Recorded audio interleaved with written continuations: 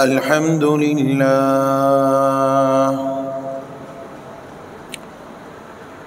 لله نحمده ونستعينه ونستغفره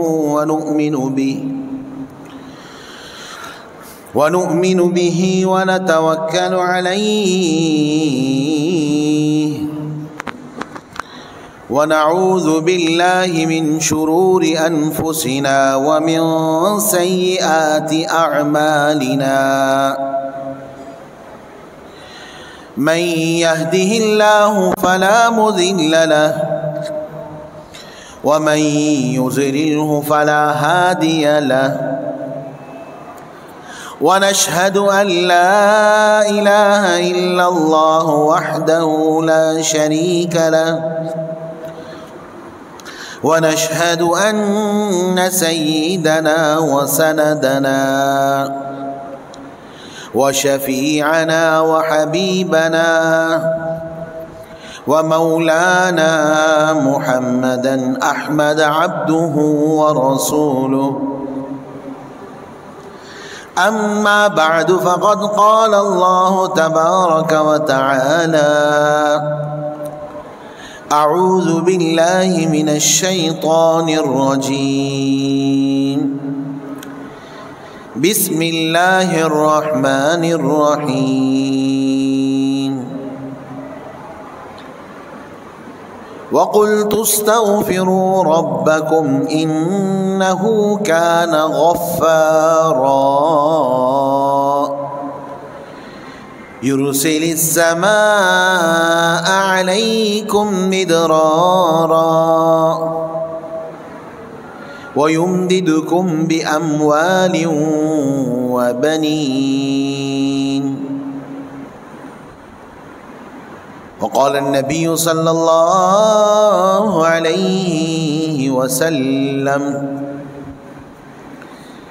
إنما بعثت لأتمم مكارم الأخلاق وقال النبي صلى الله عليه وسلم طوبى لمن وجد في صحيفته استغفار كثيرا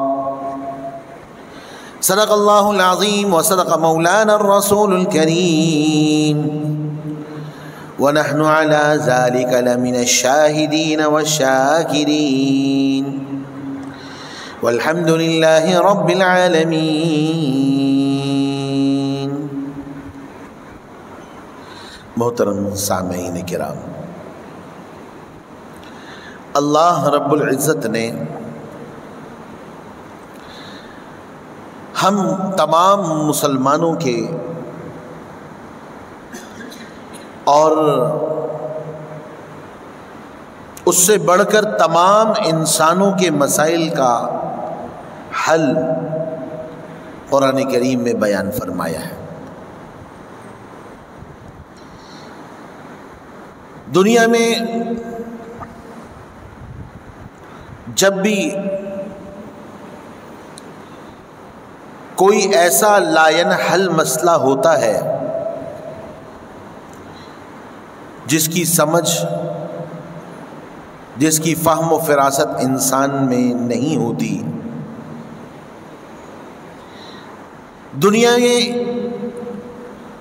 دنیا میں زندگی گزارنے کے اندر کوئی ایسا مسئلہ جس کو عقل سلیم درست طریقے سے حل نہ کر پائے تو اللہ رب العزت اس کا حل پہلے سے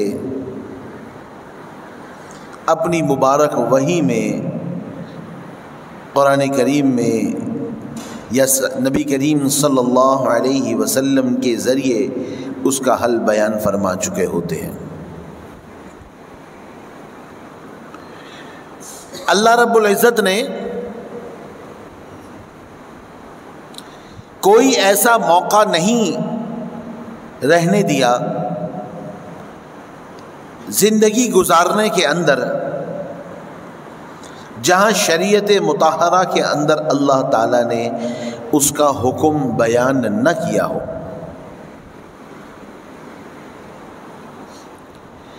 انسان کی زندگی سے متعلق جتنے ضروری مسائل اور احکام کی انسان کو ضرورت پیش آ سکتی تھی، اللہ تعالیٰ نے سب کے سب شریعت میں بیان فرما دیے۔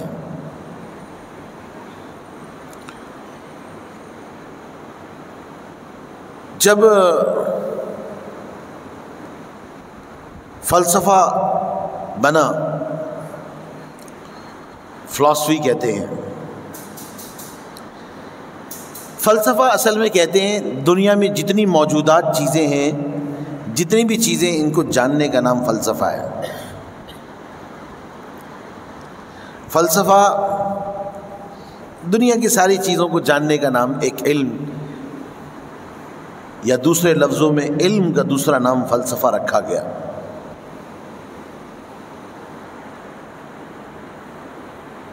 اس فلسفے میں ٹاپکس بنائے گئے، موضوع بنائے گئے۔ یہ بات اس لیے کر رہا ہوں کہ اس سے تھوڑا سمجھنے میں بڑی آسانی ہو جائے گی،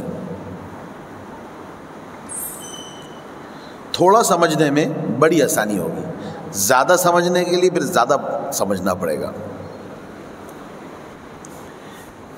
کہتے ہیں انسان کے اعتبار سے انسانوں کو رہنے کے لیے، زندگی گزارنے کے لیے 3 طرح کے طبقات ہیں،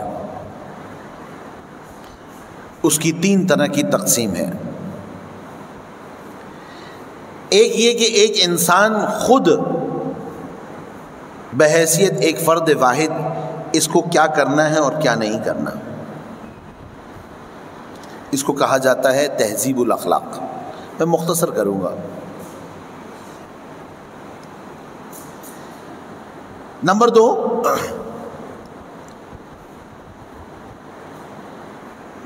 ایک چیز ہوتی ہے اس کو کہتے ہیں تدبیر منزل۔ تہذیب الاخلاق کو کہتے ہیں سائیکالوجی، ماڈرن سائنس میں سائیکالوجی کہتے ہیں۔ اس سے اٹھ کر ہوتا ہے تدبیر منزل، سوشیالوجی۔ اس سے اوپر جا کر السیاست المدنیہ، جس کو کہا جاتا ہے پالیٹکس۔ فلسفہ اصل میں شروع ہوا تھا عیسیٰ علیہ السلام سے بھی 300 اور 400 سال پہلے۔ یہ فلسفے کے بانی تھے، سقراط تھا اور بقراط تھا، افلاطون تھا، فیثاغورس تھا، دمقراطیس تھا۔ یہ شروع کے اس کے بانی ہیں، عیسیٰ علیہ السلام سے 400 سال پہلے آئے۔ انہوں نے عقل سے کچھ چیزیں وضع کی، اور اس کے بعد یہ یونان کے علاقے تھے، کچھ زمانے تک ان کی تعلیمات چلتی رہیں۔ اس کے بعد انہوں نے ان لوگوں کی ساری کتابوں کو پکڑ کر لائبریریوں میں بند کر کے تالے لگا دیا۔ یورپ والوں نے ان کتابوں کو بند کر دیا اور کہا ان کی وجہ سے لوگوں میں لڑائی ہو جاتی ہے، انتشار ہوتا ہے، اختلافات ہو جاتے ہیں، لہٰذا بادشاہ نے یہ ساری کتابیں بند کر دیں۔ یورپ کے 1600 سال وہاں سے آگے تک ڈارک ایجز کہلاتے ہیں، یا یوں سمجھیں کہ 1960s تک، ابھی 2024 چل رہا ہے، 1960s کے آس پاس تک یہ پورا بر اعظم یورپ جو تھا، جرمنی، پولینڈ اور اس کے دائیں بائیں ہنگری اور یہ جتنے ملک ہیں، یہ سارے آپس میں لڑتے رہے۔ انہوں نے 3 چیزوں پر لڑائیاں کیں، ایک عورت کے اوپر، ایک زمین کے اوپر اور ایک شہرت اور مال کے اوپر۔ اس وقت تک یہ ساری کتابیں جو تھیں، ان کے اندر بہت ساری شرکیہ باتیں بھی تھیں، جیسے یونان والے الگ الگ دیوتاؤں کو مانتے تھے، الگ الگ چیزوں کو مانتے تھے، لیکن میں آپ کو بتا رہا ہوں صرف عنوانات، ٹاپکس۔ مامون الرشید خلیفہ تھا، اس نے یورپ والوں سے کچھ معاہدے کیے، کچھ صلحیں کی، اس کے اندر یہ بھی کہا کہ تمہارے پاس جو یہ فلسفے کی کتابیں پڑھی ہیں یہ ہمیں دے دو۔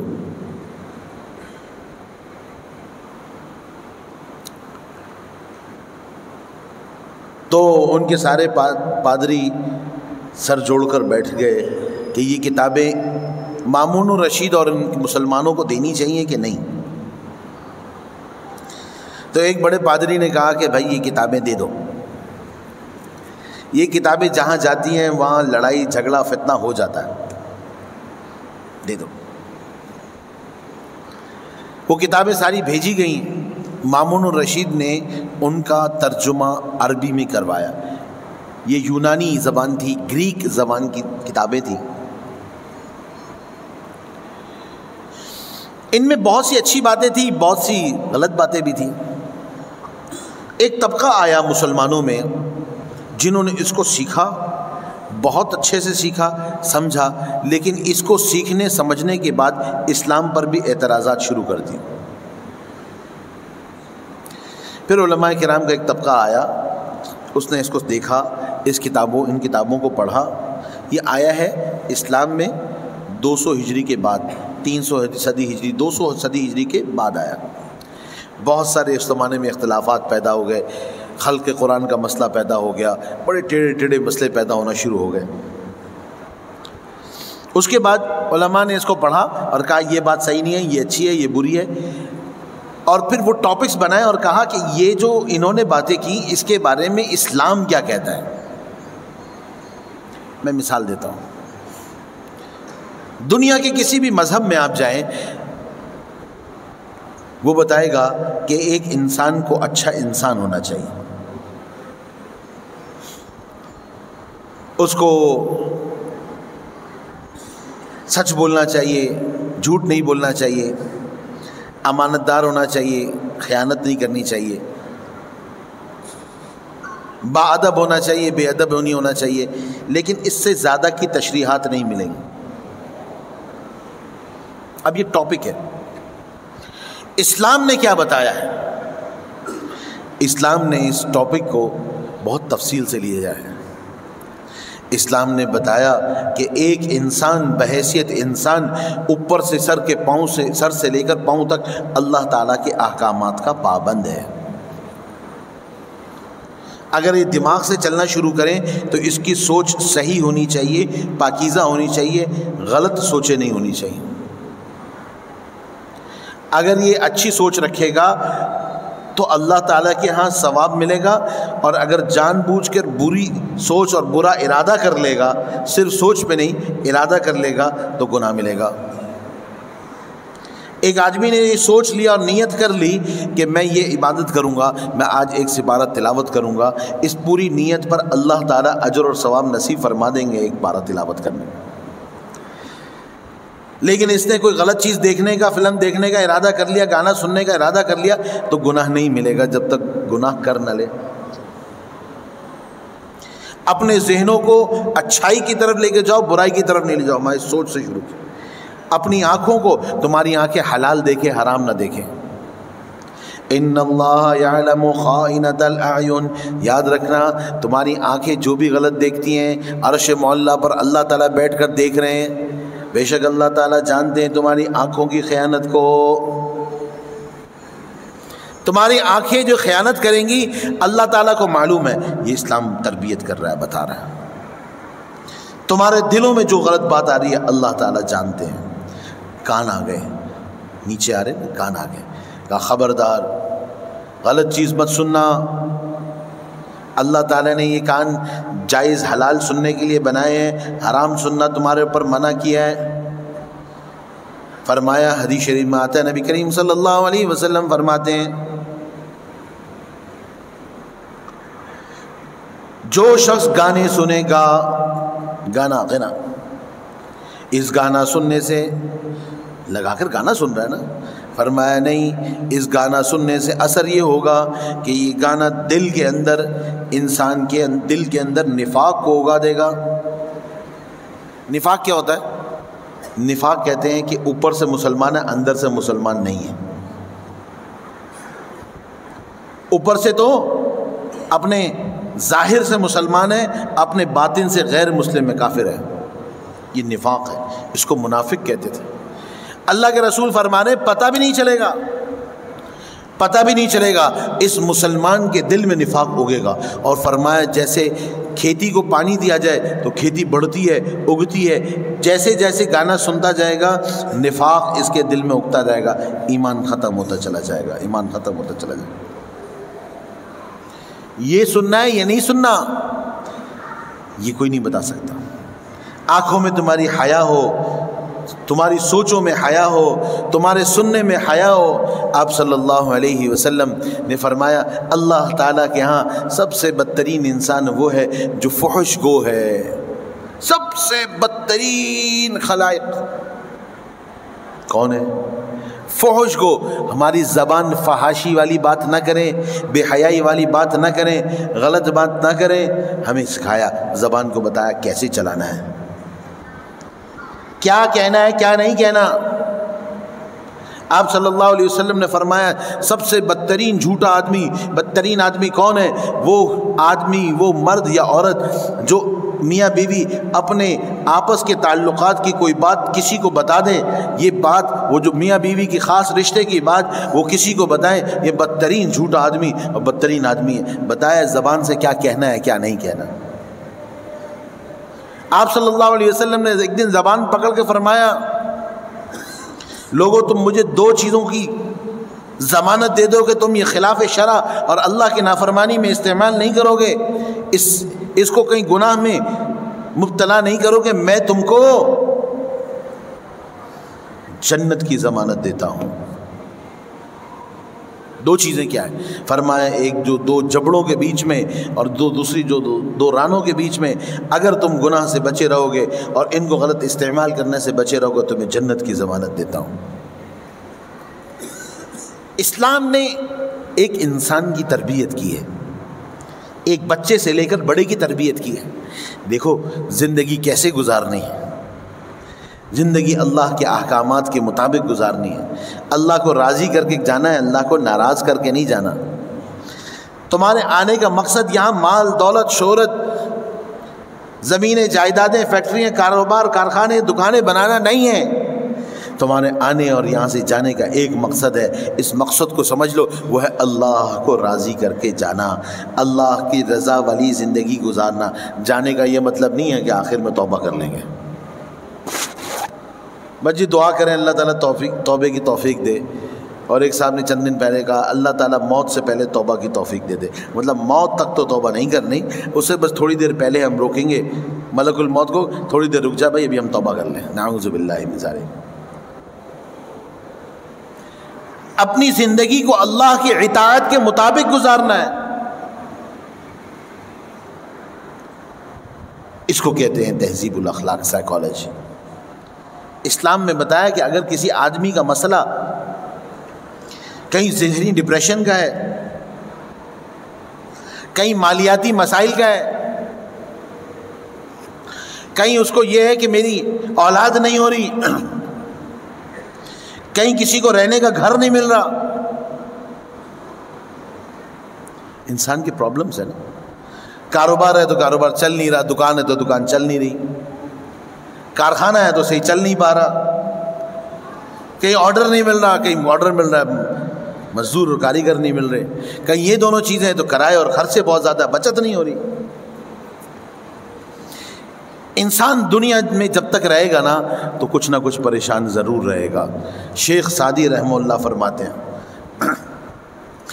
دری دنیا کسے بے غم نہ باشد اگر باشد بنی آدم نہ باشد. فرماتے ہیں اگر دنیا میں کوئی انسان رہے گا نا تو کوئی نہ کوئی غم اور ٹینشن تو اس کو رہے گی. اور اگر ایک انسان ایسا ہے کہ جس کو ٹینشن نہیں ہے تو انسان نہیں ہوگا، وہ کچھ اور ہوگا، انسان نہیں. انسان کو تو دنیا میں آئے روز نئی نئی فکریں دیکھنی پڑیں گی. آپ کہیں میں ساری فکروں سے ساری ٹینشنوں سے آزاد ہو گیا تو موت کے بعد آزاد ہو جاؤ گے اگر کلمے کے ساتھ گئے انشاءاللہ. دنیا میں ذمہ داریاں ہیں تو دنیا میں آزمائشیں بھی ہیں. کچھ چیزیں انسان چاہتا ہے نہ ہو رہی ہوتی ہیں. مہنگائی کون چاہتا ہو لیکن ہے. بجلی اور گیس کے مہنگے بل کون چاہتا ہے وہ ہے. کچھ چیزیں انسان چاہتا ہے کہ ہوں اور وہ نہیں ہو رہی ہوتی.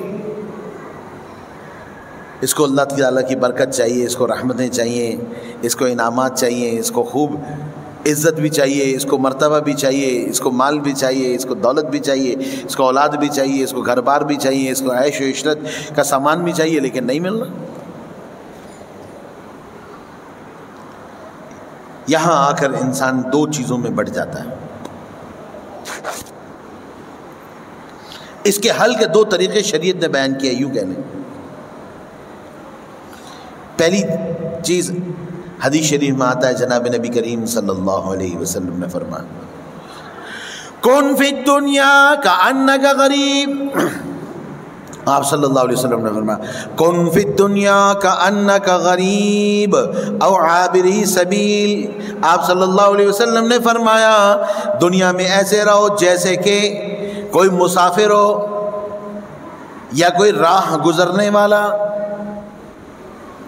مسافر جاتا ہے کہیں کسی شہر میں کسی کام سے، 1-2 دن ٹھہرتا ہے، یہ مسافر ہے. ہوٹل کا کمرہ کرائے پہ لے لیتا ہے، کسی جگہ جا کے ٹھہرتا ہے. اس کو کوئی فکر نہیں ہوتی کہ میں ایک کام کرتا ہوں، اس دیوار کا جو پینٹ ہے نا یہ مزے کا نہیں لگ رہا، یا تو ٹائلیں لگوا لیتا ہوں یا نیا پینٹ کرتا ہوں. یہ چھت ہے نا، چھت بھی مزے کی نہیں لگ رہی، اس کے اوپر فال سیلنگ کروا لیتے ہیں، پردے تبدیل کرتے ہیں، یہ بیڈ بھی چینج کرا لیتے ہیں. ہوٹل میں جا کر کسی اور کے کمرے میں جا کر یہ تبدیلیاں کوئی بھی نہیں کرتا تو دور کی بات سوچتا بھی نہیں ہے. فرمایا یاد رکھنا تم دنیا میں مسافر ہو، یہ سب چیزیں پہلے بھی یہاں تھی، بعد میں بھی یہاں رہ جائیں گی، تم چلے جاؤ گے. جن چیزوں کو تم اپنا سمجھتے ہو، میرا اور میں اور میری چیز، فرمایا ہے یہ تم سے پہلے اوروں کی تھی اور تمہارے بعد بھی اوروں کی ہو جائے گی. تم تو بس مسافر ہو بابا. یہ سوچو بس کچھ دیر کے لیے اللہ نے مجھے استعمال کرنے کے لیے دی ہے، بس اتنا ہی دل لگاؤ، اتنا ہی دل لگاؤ. جناب نبی کریم صلی اللہ علیہ وسلم کا ایک واقعہ یاد آیا. آپ صلی اللہ علیہ وسلم بڑا تنگی کا دور ہوتا تھا. ام المومنین عائشہ رضی اللہ تعالی عنہا فرماتی ہیں کہ آل رسول نے، آل سے مراد صرف حضرت حسن حسین نہیں، آل سے مراد اہل خانہ، سارے گھر والے آپ صلی اللہ علیہ وسلم. آپ کی ازواج مطہرات، ایک وقت میں زیادہ سے زیادہ ازواج مطہرات 11 رہیں. وفات کے وقت 9 گھر تھے آپ صلی اللہ علیہ وسلم کی، 9 ازواج مطہرات تھیں. فرمایا آل رسول نے آپ صلی اللہ علیہ وسلم کی وفات تک کبھی ایسا نہیں ہوا کہ 2 وقت پیٹ بھر کے روٹی کھائی ہو، سوائے جب مہمان آئے ہوں. تو پھر آپ صلی اللہ علیہ وسلم کہیں سے قرض لے کر بھی، کہیں سے کچھ ادھار پر منگوا کر مہمان کا بھرپور اکرام کیا کرتے تھے. آپ صلی اللہ علیہ وسلم نے فرمایا، اور بڑی زوردار، بڑی اہمیت کے سر فرماتے ہیں آپ صلی اللہ علیہ وسلم، من کان یؤمن باللہ والیوم الآخر، سنو تم میں سے جو کوئی اللہ پر اور آخرت کے دن پہ یقین رکھتا ہو، فلیکرم ضیفہ، اس کے لیے لازم ہے کہ اپنے مہمان کا خوب اکرام کرے. آج تو مہمان کون ہوتا ہے، مہمان کا بھی بڑا مسئلہ ہو گیا. آپ سے کوئی بھی ملنے آیا تو بس ایسے ملنے جلنے والا ہے تو لے گئے ہوٹل میں، چلو چلتے ہوٹل چلتے چائے پی لیتے. زیادہ اچھا ہوا مہمان تو کچھ اسنیکس وغیرہ، کچھ برگر وغیرہ، کچھ ہوٹل میں کھانا وانا کھا لیا. جن کے گھر نہیں ہے وہ تو چلو معذور ہیں، جن کے گھر ہیں شریعت کہتی ہے ان کو گھر میں کھلاؤ، یہ تمہارے لیے لازم ہے اور تمہارے لیے خیر اور برکت کا باعث ہے، اور مہمان آنے والا اپنا رزق بھی لائے گا، تمہارے لیے بھی رزق لے کر آئے گا۔ اور کتنے زوردار انداز سے آپ صلی اللہ علیہ وسلم نے تاکید فرمائے، من کان یؤمن باللہ والیوم الآخر، جو ایمان رکھتا ہو اللہ پر اور آخرت کے دن پر، فلیکرم ضیفہ، وہ اکرام کرے اپنے مہمان کا۔ آپ صلی اللہ علیہ وسلم کی کوشش ہوتی تھی، آپ صلی اللہ علیہ وسلم کے ہاں جب آسانی ہوتی تھی تو آپ صلی اللہ علیہ وسلم ہر رات 10 صحابہ کرام کو لے جاتے تھے اپنے گھر مہمان بنا کر۔ حضرت ابو بکر صدیق رضی اللہ تعالیٰ عنہ کبھی 8 کبھی 6 حضرات کو اپنے گھر مہمان بنا کے لے جاتے تھے۔ تم چاہتے ہو تمہارے مال میں برکت ہو جائے، تم چاہتے ہو تمہاری اولاد نیک اور صالح ہو جائے، تم چاہتے ہو تمہارے اوپر اللہ تعالیٰ کی رحمتیں آئیں، صحت آئے، تندرستی آئے، برکتیں آئیں، کم محنت میں زیادہ روزی اللہ تعالیٰ تمہیں نصیب فرما دیں، تمہیں کوئی پریشانی نہ دیکھنا پڑے، کبھی علاج میں خرچہ، کبھی کسی حادثے میں خرچہ، کبھی کسی نقصان میں خرچہ، تمہاری یہ ساری چیزیں بچ جائیں، مہمان بناؤ، لوگوں کو مہمان بناؤ، اپنے گھروں میں، اپنے گھر کے دروازے کھولو، اپنے گھر میں دسترخوان لگاؤ، لوگوں کو بلاؤ۔ حدیث شریف میں ایک جگہ آتا ہے، آپ صلی اللہ علیہ وسلم نے فرمایا کھانا کھلانا تمام مذاہب میں بہترین عبادت تھا، کما قال، جتنے مذہب گزرے سب میں کھانا کھلانا بہترین عبادت ہے۔ یہ کام اس وقت امت سے کافی، وہ صرف بہن بھائی جب آ جاتے ہیں نا، جو قریبی رشتہ دار، کبھی سسرال والے، کبھی ادھر والے ادھر والے، بس ان کو گھروں میں کھلانے کا رواج رہ گیا ہے، باقی باہر۔ ایسا نہ کرو، آپ کے پاس جو بھی دال ساگ ہے وہ کھلائیں، لیکن گھر میں بٹھا کر کھلاؤ۔ اس سے 3 فائدے ہوں گے۔ سب سے پہلا فائدہ ہوگا، گھر کے اندر جتنی بھی بے برکتیاں ہیں، بلائیں ہیں، مصیبتیں ہیں، پریشانیاں ہیں، آپس میں ناچاقیاں ہیں، دل کی کدورتیں ہیں، یہ سب چلی جائیں گی، مہمان کے ساتھ ساتھ یہ بھی سب چلی جائیں گی۔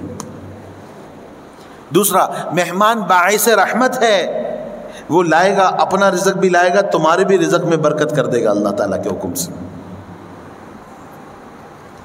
اور تیسری بات سب سے اہم، اللہ اور اس کے رسول کا حکم ہے، من کان یؤمن باللہ والیوم الآخر فلیکرم ضیفہ۔ تو ام المومنین عائشہ رضی اللہ تعالی عنہ فرماتی ہیں، کبھی ایسا وقت بھی آیا ہمارے پر کہ 3 مہینے گزر جاتے تھے، 3 مہینے گزر جاتے تھے، ہمارے چولہے کی راکھ ٹھنڈی کی ٹھنڈی رہتی تھی، چولہا جلتا ہی نہیں تھا۔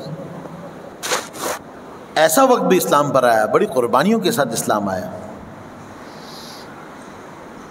تو شاگرد نے سوال کیا، اے ام المومنین پھر آپ لوگ زندہ کیسے رہتے تھے؟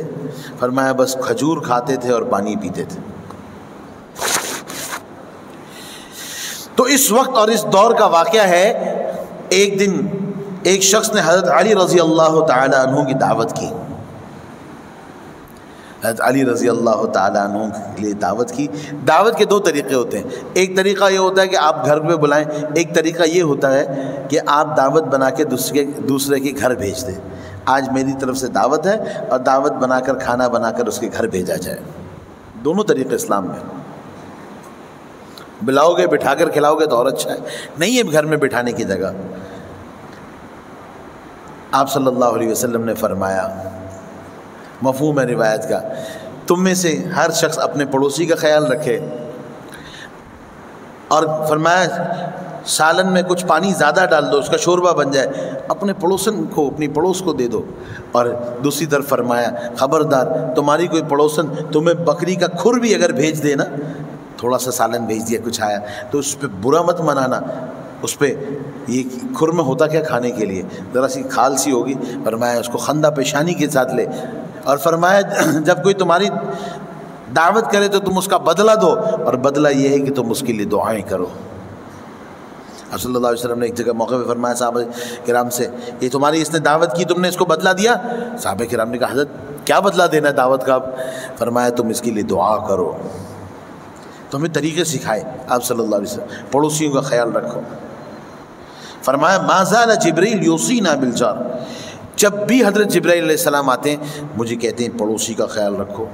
جب بھی آتے ہیں نبی کریم صلی اللہ علیہ وسلم فرماتے ہیں جب بھی تشریف لائے کہا اپنے پڑوسیوں کا خیال رکھو، اپنے پڑوسیوں کا خیال رکھو۔ فرمایا ہمیں یہ ڈر تھا کہیں ایسا نہ ہو کہ اللہ تعالیٰ پڑوسی کو ہماری وراثت میں بھی حقدار بنائے، اس قدر تاکید تھی۔ یہ اسلام کی چیزیں ہم سے چھوٹتی جا رہی ہیں، عمل ہم سے ترک ہوتا جا رہا ہے، پھر بھی برکتیں آ گئی۔ ہم نے کرنے کے کام چھوڑ دیے، ہم نے انفاق چھوڑ دیا، کھلانا چھوڑ دیا۔ تو حضرت علی رضی اللہ تعالیٰ عنہ کی ایک شخص نے دعوت کی، بڑا زبردست کھانا آیا، تو حضرت فاطمہ رضی اللہ تعالیٰ عنہ نے کہا کیا ہی اچھا ہو کہ آپ جناب نبی کریم صلی اللہ علیہ وسلم کو بھی بلا لیں، اللہ کے رسول بھی ہمارے ساتھ یہ بہترین کھانا کھا لیں۔ اپنے شوہر سے حضرت علی سے کہا جائیں نا نبی کریم صلی اللہ علیہ وسلم کو بھی دعوت دیں۔ حضرت علی چلے گئے، جناب نبی کریم صلی اللہ علیہ وسلم کی خدمت میں حاضر ہوئے، کہا اللہ کے رسول ہماری فلاں آدمی نے دعوت کی ہے، ہم چاہتے ہیں آپ بھی ہمارے ساتھ کھانا کھائیں۔ آپ صلی اللہ علیہ وسلم نے فرمایا ٹھیک ہے میں آ رہا ہوں۔ حضرت فاطمہ حضرت علی رضی اللہ تعالیٰ عنہم انتظار کر رہے ہیں گھر میں، اتنے میں جناب نبی کریم صلی اللہ علیہ وسلم گھر میں تشریف لائے، دستک دی، داخل ہوئے، پردہ ہٹایا، پردہ ہٹا کر گھر کو دیکھا اور واپس تشریف لے گئے۔ آپ صلی اللہ علیہ وسلم کے چہرے پہ کچھ ناگواری کے آثار تھے، آپ صلی اللہ علیہ وسلم واپس چلے گئے۔ حضرت فاطمہ رضی اللہ تعالیٰ عنہ دیکھ کے بڑی پریشان ہو گئیں۔ حضرت فاطمہ رضی اللہ تعالیٰ عنہ وہ ہیں جن سے آپ صلی اللہ علیہ وسلم بہت محبت فرماتے تھے، ایک ہی آخری بیٹی بچی ہے، باقی آپ صلی اللہ علیہ وسلم کی 4 بیٹیاں اور 3 بیٹے تھے، اور بعض روایات میں آتا ہے 4 بیٹے تھے، سب کا زندگی میں انتقال ہوا سوائے حضرت فاطمہ کے۔ آپ صلی اللہ علیہ وسلم نے خود اپنے ہاتھوں سے دفن کیا۔ حضرت فاطمہ کے علاوہ 3 بیٹیاں اور تھیں، زینب تھی، رقیہ تھی، ام کلثوم تھی، سب کا انتقال ہوا، سب کی شادیاں ہوئیں، بڑی ہوئی، سب کا انتقال ہو گیا۔ آپ صلی اللہ علیہ وسلم نے خود دفن فرمایا۔ اور حضرت فاطمہ رضی اللہ تعالیٰ عنہ جناب نبی کریم صلی اللہ علیہ وسلم کے وصال کے بعد بیمار ہوئیں اور 6 مہینے بعد انتقال ہو گیا۔ ایک دن حضرت فاطمہ رضی اللہ تعالیٰ عنہ گھر آئیں، تمام امہات المومنین بیٹھی ہوئی تھیں۔ حضرت فاطمہ رضی اللہ تعالیٰ عنہ آئیں تو آپ صلی اللہ علیہ وسلم نے اپنے قریب بلا کر بٹھایا اور کان میں ایک بات کی، تو حضرت فاطمہ رضی اللہ تعالیٰ عنہ پھوٹ پھوٹ کے رونے لگی۔ تھوڑی دیر روئیں تو کہا ادھر آؤ، ایک اور بات بتائیں، تو حضرت فاطمہ خوش ہو گئی، جاؤ جا کے بیٹھ جاؤ۔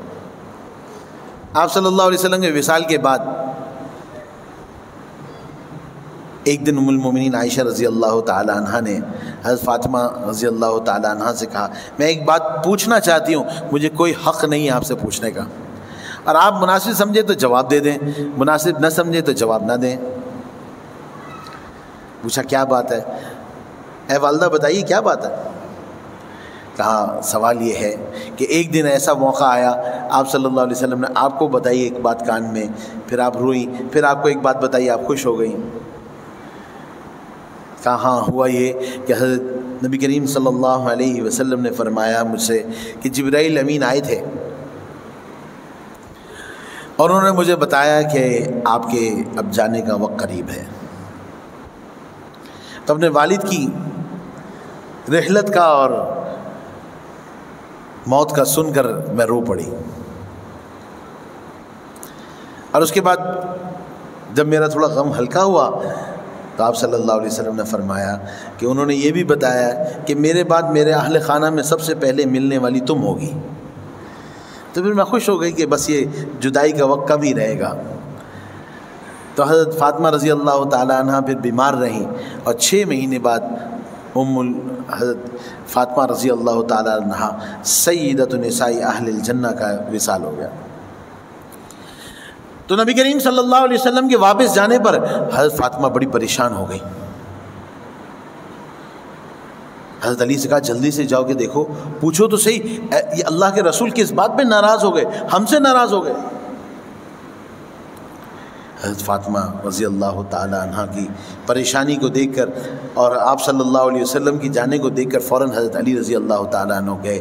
کہا میرے ماں باپ آپ پہ قربان, اللہ کے رسول بتائیں تو صحیح کیا ایسی بات ہوئی جو آپ ناگوار ہوئے, آپ ناراض ہو گئے.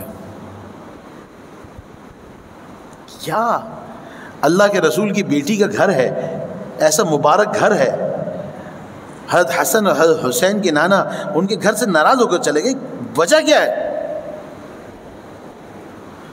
وجہ بڑی اہم تھی.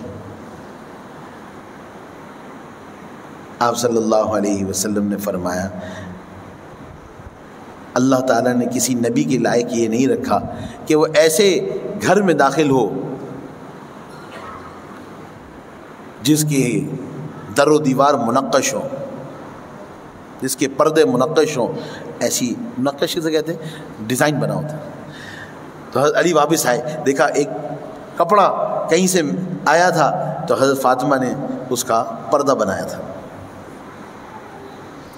اور دوسری بات فرمائی جس گھر میں تصویر ہوتی ہے, جس گھر میں تصویر ہوتی ہے اللہ کے فرشتے اس گھر میں داخل نہیں ہوتے.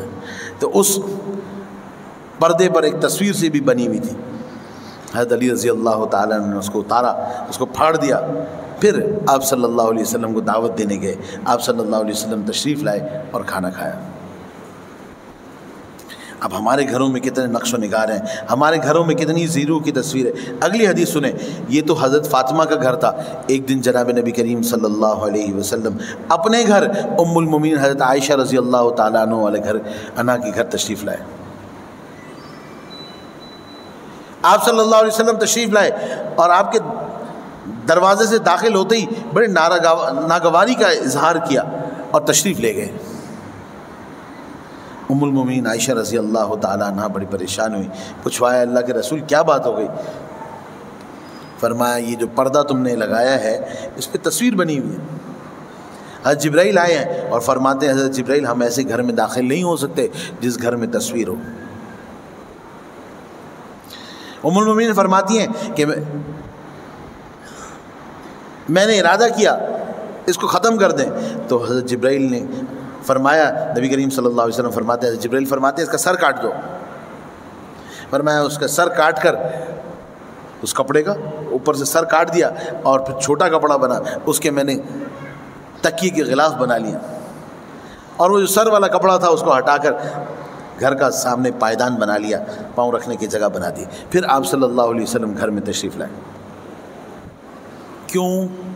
دو چیزیں, گھر کے اندر نقش و نگار اور دوسری بڑی اہم چیز تصویر کا ہونا. کس کا؟ ذی روح کی تصویر کا ہونا. وہ تصویر چاہے کھلونے کی ہو, وہ تصویر چاہے مبارک سے مبارک شخصیت کی ہو, تصویر کا رکھنا اور تصویر کا لٹکانا اور تصویر کا نظر آنا اتنا سخت ناراضگی کا باعث ہوا ہے آپ صلی اللہ علیہ وسلم کی کہ جس کا بتا نہیں سکتے. آج دین کے نام پر دینی بزرگوں کی تخیلاتی تصویر ہے, کیمرے تو تھے نہیں. کبھی پیران پیر شیخ عبد القادر جیلانی رحمہ اللہ تعالی علیہ رحمۃ واسعہ, بہت بڑے اللہ کے بزرگ گزرے, ان کی تصویر لگائی ہوتی. کبھی فلاں بزرگ کے نام کی تصویر, کبھی فلاں کی تصویر لگائی ہوئی ہے, اور اس کو کیا سمجھتے ہیں؟ اس کو باعث رحمت سمجھتے ہیں. نعوذ باللہ من ذالک. ایک تو کام الٹا, اللہ کے رسول کو شدید ترین ناراض کرنے والا, اور اس کو کیا سمجھ رہے ہیں؟ اچھا کام سمجھ رہے ہیں, دین کا کام سمجھا جا رہا ہے, نیک کام سمجھا جا رہا ہے. کہیں دکان پہ لٹکائی ہوئی ہے, کہیں کہاں لٹکائی ہوئی ہے. نعوذ باللہ من ذالک. ایک آخری دو حدیثیں بتاتا ہوں, بات ختم کرتے ہیں. جناب نبی کریم صلی اللہ علیہ وسلم بہت سخت علیل ہیں, بیمار ہیں.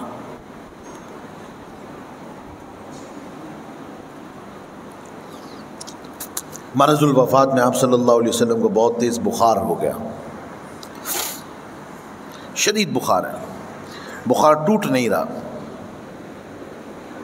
آپ صلی اللہ علیہ وسلم بستر پر لیٹے ہوئے ہیں، سر پر تک چادر اوڑھی ہوئی ہے،